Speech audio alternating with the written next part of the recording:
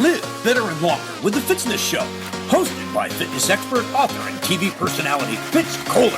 She'll tell you why diets are dumb, supplements are snake oil, and the truth about how you can earn a lean, hard, pain-free, and athletic body. Now for our favorite bossy blonde, Fitz Kohler. Well, hi, team. I'm Fitz Kohler, your well-rested fitness expert and race announcer from Fitzness.com. And welcome to The Fitzness Show. I have been home for a whopping 3 days, I think. So I'm finally getting a few good nights rest in a row, and it feels fantastic. That's right. There's nothing like waking up thinking, that was enough. I achieved quality sleep, and I did that today. I did that last night.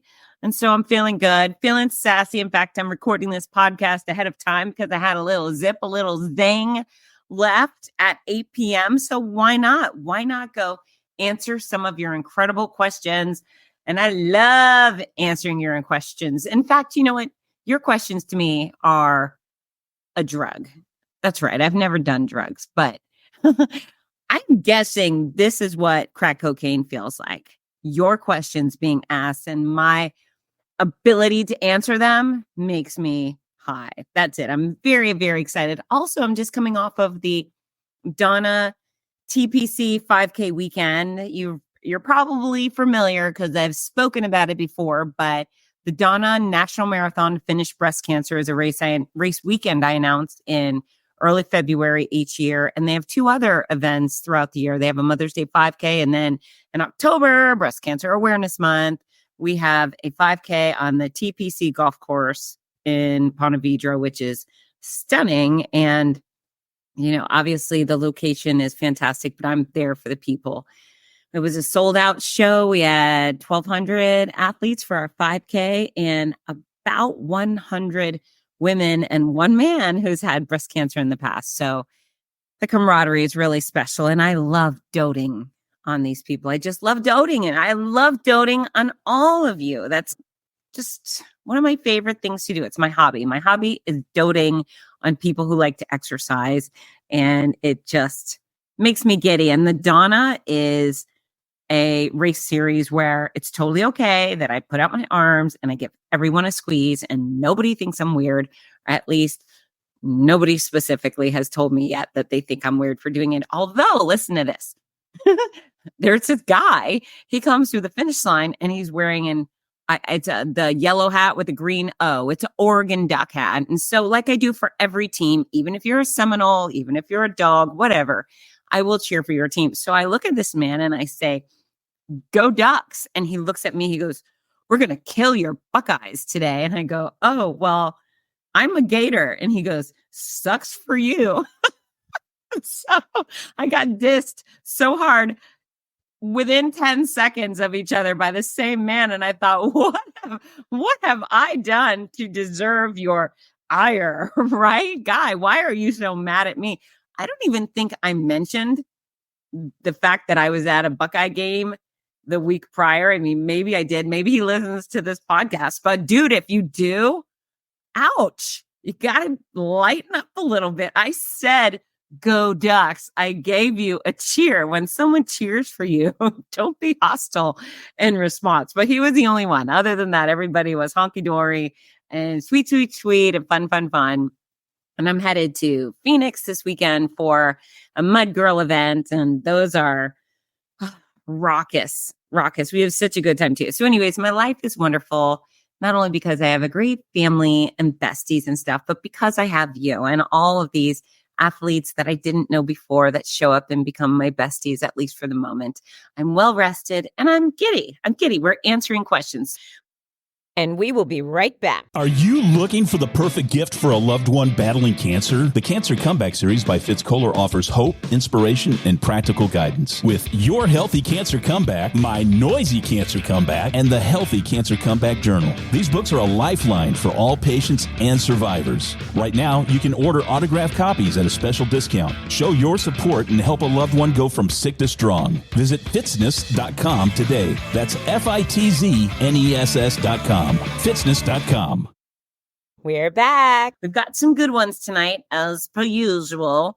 And I'm going to hop right in. So the first one came from Jenny Vale. That's right. That's Gidget Girl on Instagram. She's one of my Fitness fiends, my ambassadors. And then Chrissy Lyons, who's also one of my ambassadors, she had a question that I answered in the last podcast, but in the same vein, they want to know how to tackle fitness while going through menopause or being postmenopausal. And the answer is really simple. For the most part, you tackle fitness the same way everybody else does. And this is a question I've received over and over and over the years. And it looks very similar to others. Well, I hear what you're saying, Fitz, but I'm going through menopause, or I just had a baby, or I have migraines, whatever. There's always some special thing. And what I want to tell you is the rules still stand. All right. The rules still stand. You still need to pursue the 4 pillars of fitness: cardiovascular fitness, strength training, balance, flexibility. All 4 pillars of fitness are relevant to you. Even if you're going through menopause, even if you're done with menopause, you still have to pursue those 4 pillars of fitness and do so with a vengeance, right? The same way you were before. If you're trying to be your fittest, you're trying to be your fittest. It doesn't matter what's going on in your life. The fact that I had cancer X amount of years ago doesn't preclude me from the 4 pillars or from nutritious eating. So for starters, it's the same it's always been. It's you doing your best in these 4 pillars of fitness. However, I can tell you that with menopause, sometimes people end up with osteoporosis. We lose bone density. Okay, so that means you get a little more aggressive with strength training, because strength training builds bone density. And then so does impact exercises. So those are 2 places you can go even harder: strength training and cardiovascular impact exercises. That would be running, that would be walking, that would be dancing. Anything where your foot goes pound, pound, pound on the ground is going to be good for your bone density. When it comes to nutrition and you're having the hot flashes and so forth, maybe stay away from the spicy foods, cut down on caffeine and alcohol. Other than that, it's the same. It's the same, ladies. So yeah, the same thing I've been telling you forever still counts. Now, you might be struggling. You might have issues related to menopause. I get that, and that sucks. However, the fitness guidance does not change. So cardiovascular, you go out to huff and puff. Strength training, you go until you grunt. Flexibility, you reach until you wince. And then balance training, you do things that make you wobble, and that will make you more stable. So yeah, easy question to answer. The same rules apply to you. And when you approach the gym or a fitness class and in your mind you say, but I have menopause, or I'm doing menopause, or but I've been through menopause, just stop and go pursue fitness. And I feel really good about that answer. That was quick. That was easy. It may not be the answer you were looking for, but it's the truth. It's the actual truth. You pursue fitness as usual. Do your best in each category. All right.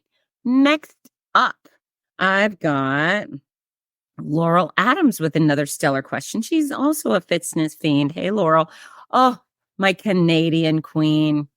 She's had a respiratory bug and she's worried about her marathon. She's going to do just fine, Laurel. I know you're ready.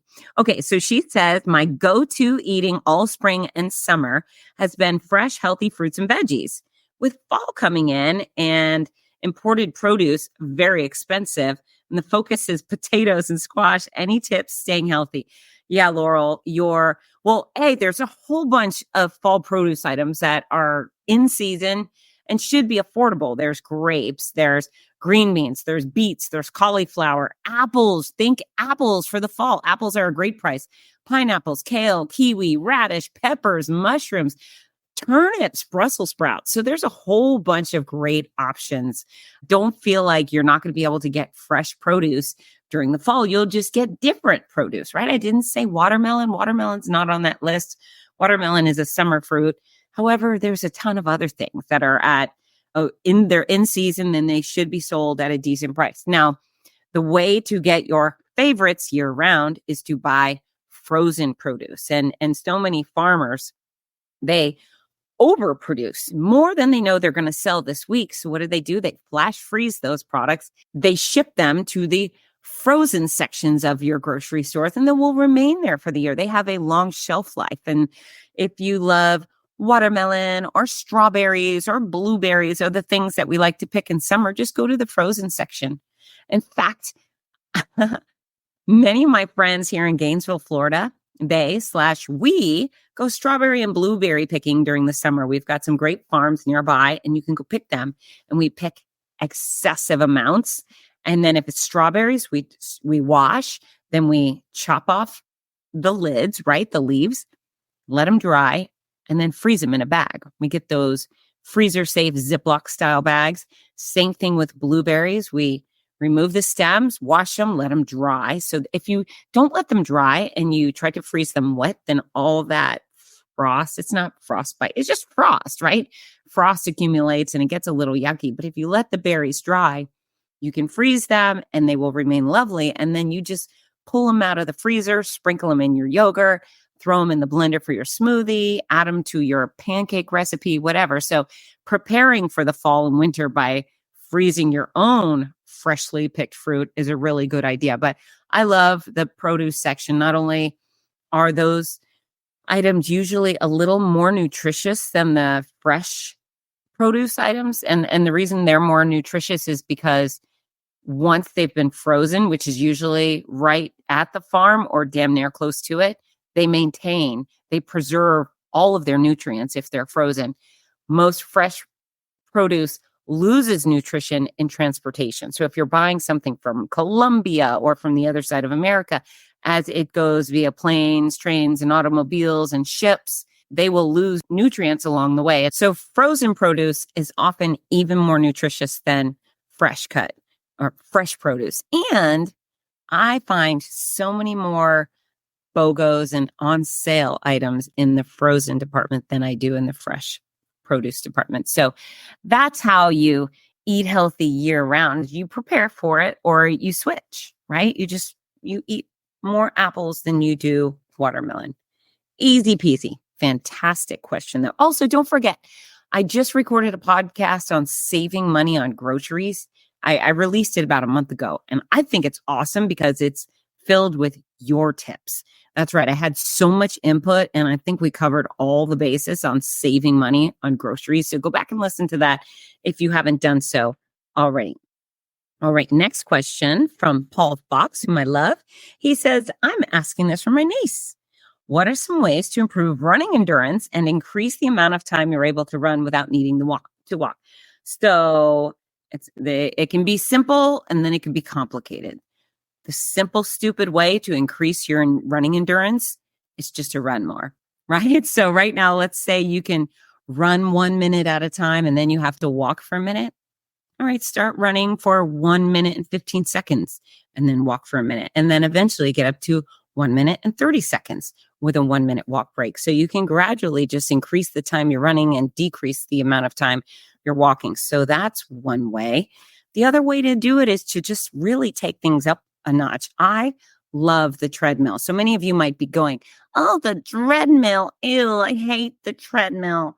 The worst. Well, I think it's a really smart and productive tool if you are trying to be precise with your capabilities. And so one of my favorite things to do when I'm trying to be able to run further or faster is I get on the treadmill, and normally I run at about 5 miles per hour. That's my average, right? I'll go a little more than that, but let's say 5.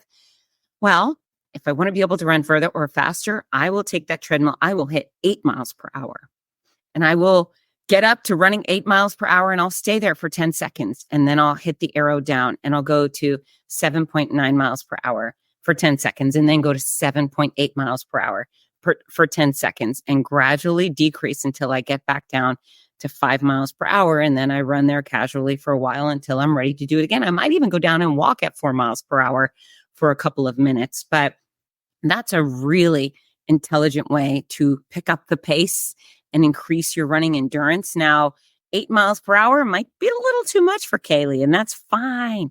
That's fine. She can bring it up to 6 miles per hour, whatever's challenging for her without being impossible, without putting her at risk for flying off the back of the treadmill. But picking that speed and working your way down is highly effective. And when I used to train people many moons ago, I would have them do the same thing. It was always really effective. The other way to increase the amount of time that you can run is to increase your incline, right? So let's say you're doing 1 minute of running and 1 minute of walking. If all of a sudden you're running 1 minute at an incline, you are building your endurance. So eventually, when you want to run on a flat surface, you're going to be able to do it for much longer because it's so much easier than running at an incline. But overall, your most effective tactic for being able to run more and walk less is to run more and walk less. Okay. And just increase the time you're running and decrease the time you're walking. In fact, you could increase the time you're running and maintain the same walk break. So let's say you like to do a 60-second walk break. Fine. Just get yourself up to walking or running 1 minute at a time, then running 1.5 minutes at a time, then running 2 minutes at a time, running up to 5 minutes at a time with that same 60-second walk break in between. But yeah, that's the secret. That's not really a secret. It is gradually run more and walk less. It's not going to happen overnight, but it will happen if you are consistent. All right. And also, Paul, nothing motivates a niece like running with her uncle. That's right. If her uncle gets out there and runs with her, she's going to be having so much fun. She might forget that it hurts a little bit and enjoy your company. And she might be running full marathons in the matter of 6 days or so, just because you're with her. So great uncling. Thank you for asking a question for your beautiful niece. All right. My next question is from Jennifer Riaz. Now, Jennifer, she's also a fitness fiend. I'm getting so many good questions from my ambassadors. Thanks for all your interactiveness, guys. I love it. I love it. Jennifer, I think I've mentioned this before, but I want to say it again because it's worth repeating. Jennifer and I met in 5th grade. She showed up at my school as the new kid in 5th grade. She says I was the only person who talked to her, which makes sense because I'm an adopter. I never had to switch schools. I started at kindergarten, went all the way through, went to the appropriate middle school, went all the way through, went to the next high school. I mean, I never had to be the new kid other than kindergarten, right? So Jennifer and I became fast friends and remained so through high school, then lost touch. So Jennifer's had some health issues. And when we reconnected, I don't know, maybe 6 months or so ago, she told me she was disabled. She said, I can't walk almost at all. I have a chair in the shower. I move from the couch to the bed, but I never walk outside. And I said, well, maybe you could do something. Like maybe you could just lift your arms while sitting in a chair. You could do some exercises sitting down. Or you could do some leg lifts while you're in bed. And she said, yeah, maybe. And then I told her about the exact formula because she was mentioning that she wanted to lose some weight. And so she started doing leg lifts in bed and started lifting her arms while seated in a chair and using the exact formula. She has lost over, I think it's 46 pounds in just maybe 3-4 months. And she is so motivated. She's now going for walks on the beach. Can you imagine being stuck in bed, not to go for a walk on the beach when you live near the beach? And now she can walk on the beach, and she posts these beautiful videos with just oozing joy. I could see the emotions in her eyes, her little twinkly eyes. I'm so happy for her. I'm proud of her, yes, but I'm happy for her because she has earned her life back. She's doing what I wish so many people would do, is give fitness a chance, give fitness a chance, right? Just start watching what you put in your mouth and start moving your body just a little. There's so many people who think they're disabled permanently when they're not. They just haven't done the thing they need to do to get up and get active again. And she's doing it. So incredible. Jennifer, I'm so proud of you. And I love bragging about you here.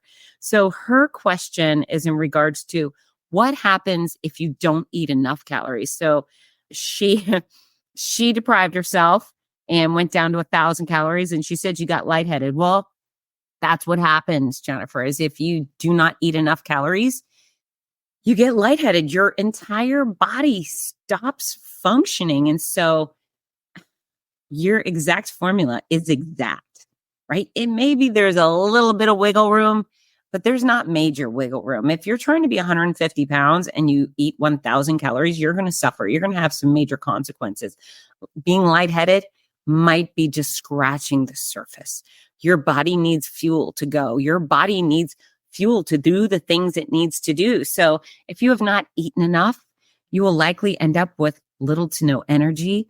You will likely get a headache, dizzy. You could pass out. You could be unstable. You could have poor balance, weakness. Everything in your body starts failing if you have not fueled it properly. So the exact formula is exact. Please don't deprive yourself. Do not starve yourself. Starvation has no benefit. Starvation has no benefits. And that's one of the reasons that I am so opposed to diets. I think diets are dumb, right? I say it all the time, but they are. So many diets. Remember the cabbage soup diet? And I don't know, there's just a bunch of other dumb diets. Keto, stupid. Intermittent fasting, stupid. Stupid. I could go on forever. I'm not going to beat it here because I have beat that horse to death on other shows. But yeah, you should not be starving yourself. And it's funny because people say, well, if I don't eat enough calories today, I'm going to screw with my metabolism. Well, not really. I'm not going to do it that day. If you starve yourself in a prolonged manner, you can start messing with your metabolism. But for today, if you don't get enough calories, your body will let you know. In fact, I am exhibit A because as happy as I am right now, if I have not had enough food, I get crazy. I am that hangry girl and all my sunshine turns to hurricanes. I become a bit of a nightmare if I'm hangry. So snacks. Keep the food coming.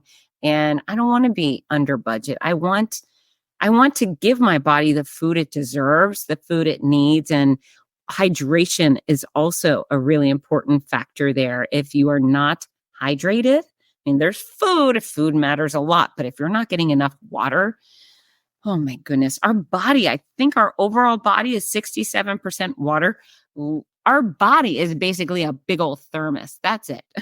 We are a thermos with mostly water swishing around inside and some chunks of other stuff, which is probably not the most lovely way to describe our bodies, but mostly water. Our brain, mostly water. Our kidneys, mostly water.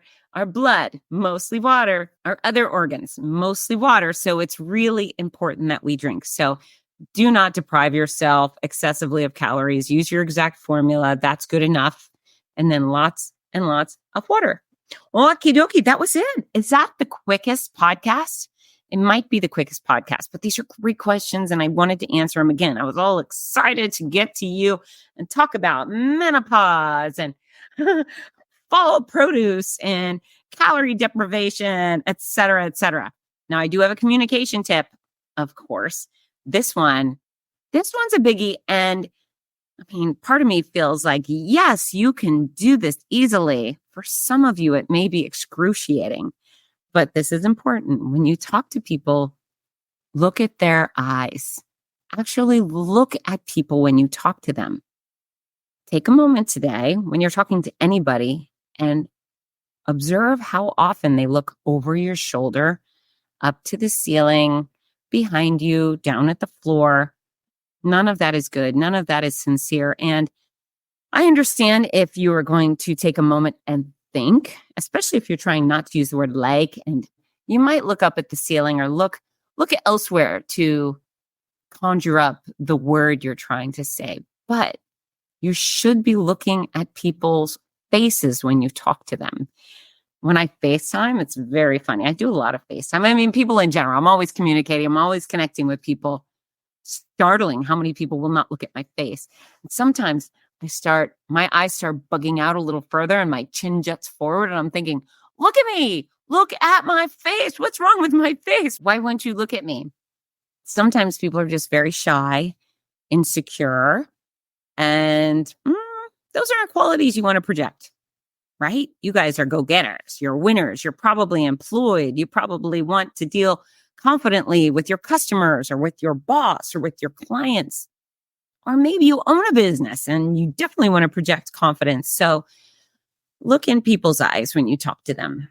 Don't get weird about it, but look at them in their eyes. You know what's really funny is my poor dance instructor, Michael. I always stare right at his face while we're dancing. I have to. I just do stare right at his face. I think sometimes he probably thinks, Fitz, stop staring at my face, but it's where I look. He's right there in my face. So I look at his face. I like his face. It's a very good face. But yeah, we should be looking in the other people's eyes, or at least look at their nose or something. Target something in their oval or round face. You got that? FaceTime. And then this is my song of the week. This one's very exciting. Why? Because I heard it today and I thought it was fun. And it's Milli Vanilli, Girl, You Know It's True. That's right. We're going back to the 80s, girl.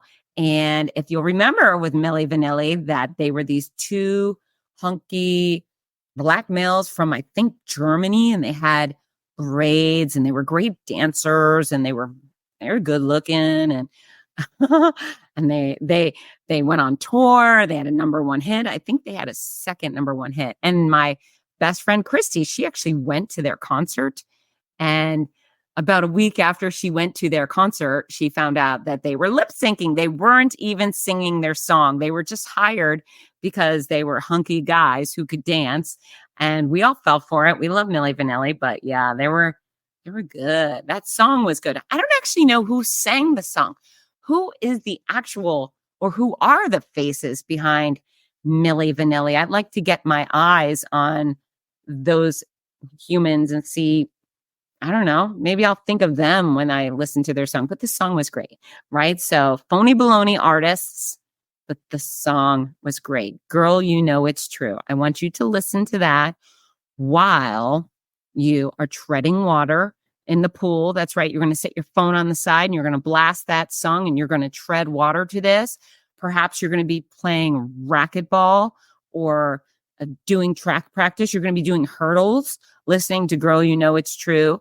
Or you could do that little Girl, You Know It's True dance. And girl, you know what it is. All right. That's it for today. Thank you so much for listening to the Fitzness Show.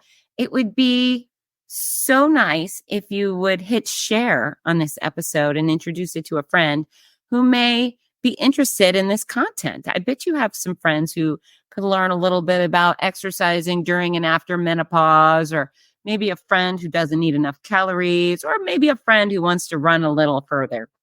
I'm guessing you do. It would make me so happy if you did that. Yeah, that's it. I love you. Get to work. Bye, team. Hi, this is Rudy Novotny, the voice of America's Marathons. We all love how much running has benefited every aspect of our lives, so much so that most of us only wish we'd started sooner. Wouldn't it be wonderful to give the opportunity to children of today? Well, you can. The Morning Mile is a before-school walking and running program that gives children a chance to start each day in an active way while enjoying fun, music, and friends. That's every child, every day. It's also supported by a wonderful system of rewards, which keeps students highly motivated and frequently congratulated. Created by our favorite fitness expert, Fitz Kohler, Morning Milers across the country have run over 2 million miles and are having greater success with academics, behavior, and sports because of it. The Morning Mile is free to the child, free to the school, and is inexpensively funded by businesses or generous individuals. Help more kids get moving in the morning by visiting morningmile.com. Champion the program at your favorite school or find out more about sponsorship opportunities. That's morningmile.com. Long may you run.